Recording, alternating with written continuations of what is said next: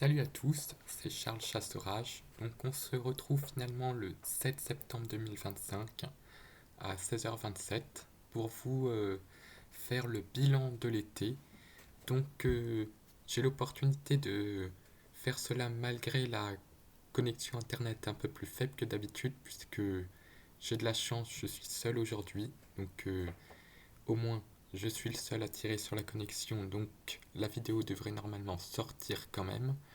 Donc nous allons, après cette parenthèse, pouvoir démarrer le bilan de mes prévisions saisonnières sur l'été 2025. Donc voici le mois de juin ici que j'avais prévu à plus 1,5 à plus 2,5 degrés Celsius et moins 10 à moins 30% de précipitations. Donc déjà c'est assez chaud, hein, plus 1,5 à plus 2,5 degrés. Et bien il a fini à plus 3,3 et moins 33% de précipitation. Donc plus 3,3 degrés, c'est vraiment très chaud. Donc c'est sorti de mes tranches, mais je m'en félicite quand même puisque j'avais senti un mois de juin très chaud et très sec et il a été encore pire. Il a été vraiment très très chaud et vraiment très sec. Malgré quelques orages, il y a eu quand même de la sécheresse au cours de ce mois de juin. Pour le mois de juillet, je l'avais prévu à plus 1, plus 2 degrés et moins 10, moins 30% de précipitations. Je pensais que ça allait continuer sur une lancée de sécheresse et de chaleur. Et même en réaffinant, j'ai continué à prévoir plus 1, plus 2 et moins 10, moins 30%, sachant qu'on était en plein épisode caniculaire historique à la fin du mois de juin, me disant que la sécheresse allait favoriser la chaleur. Donc les deux allaient être liés, plus chaud et plus sec.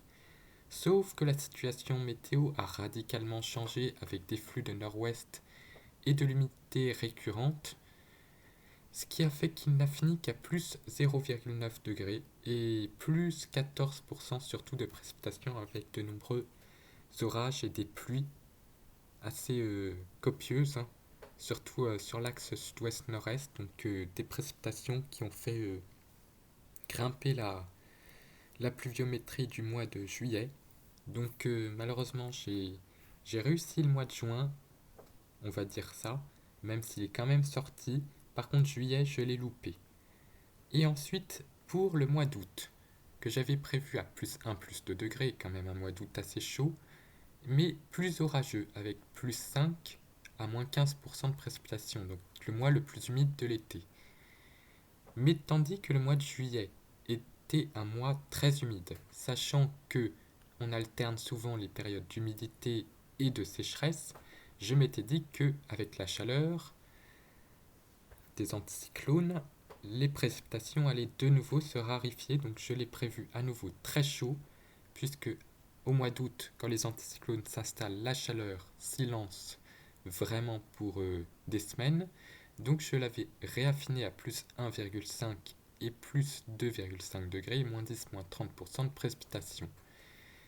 Et bah il a fini à plus 1,4, donc j'ai raté de très peu la tranche. Et finalement, comme il y a eu de nombreux orages dans la partie sud-est et sur l'axe traditionnel des orages, et bah il a fini plus 1% de précipitation, ce qui l'a rééquilibré dans les moyennes de saison.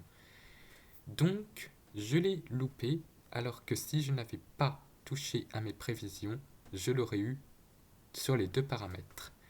Donc, c'est des prévisions saisonnières assez mitigées que j'ai fait pour cet été, parce que je n'avais pas pensé du tout qu'il allait avoir un tel retournement de situation sur le mois de juillet. Et avec ce bilan des 3 mois, on finit avec un été à plus 1,9 degrés Celsius et moins 3% de précipitations, ce qui fait un été assez conforme dans les précipitations, mais quasiment 2 degrés supérieur au normal de saison à l'échelle nationale.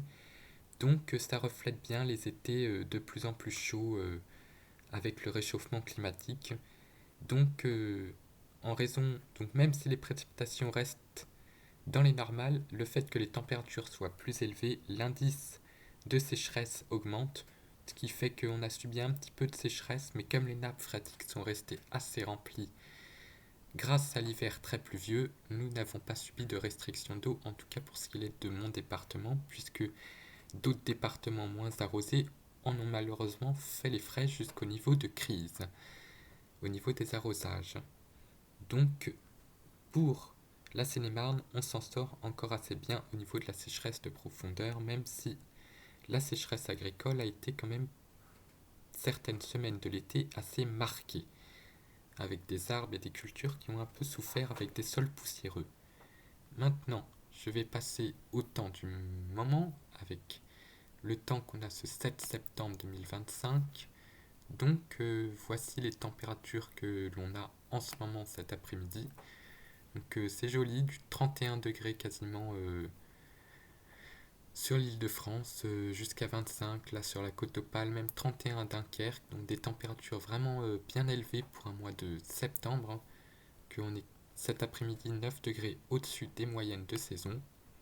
Et ensuite, je vais juste vous montrer GFS pour que vous voyez les situations générales, puisque ça va pas être très très très intéressant malheureusement.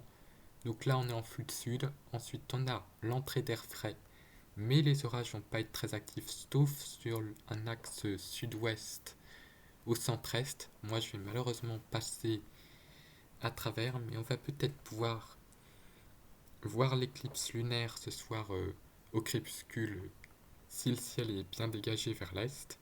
Et puis ensuite c'est un zonal assez mou qui passe surtout sur les îles britanniques. Et puis ce flux de nord-ouest-nord-ouest va se redresser à l'ouest-sud-ouest, pouvant peut-être permettre à la chaleur de revenir après la mi-septembre. Donc vous allez voir sur la suite de la modélisation, même si c'est pas fiable du tout, c'est pour que vous voyez une tendance globale. Le courant perturbé passe sur les îles britanniques et voilà, un anticyclone pourrait regonfler, garantissant des conditions assez chaudes et assez encore estivales pour le mois de septembre. De toute façon, l'été peut encore se prolonger avec des fois des canicules jusque mi-septembre, hein. Ça a été vu en 2023 avec une canicule, une vraie canicule. Donc même si l'automne météorologique est lancé, l'été peut se poursuivre avec ce qu'on appelle l'arrière-saison qui des fois peut réserver encore des journées vraiment très chaudes.